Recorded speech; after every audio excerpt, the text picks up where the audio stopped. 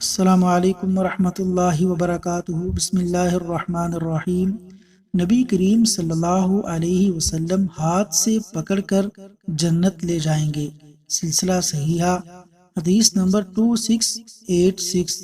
ارشاد نبوی صلی اللہ علیہ وسلم ہے، جو شخص صبح کے وقت 3 بار یہ کلمات پڑھ لے، رضیت باللہ ربا وبالإسلام دينا وبمحمد نبيا وبمحمد نبيا، تو نبی اکرم صلی اللہ علیہ وسلم خود اس کا ہاتھ پکڑ کر جنت لے جائیں گے۔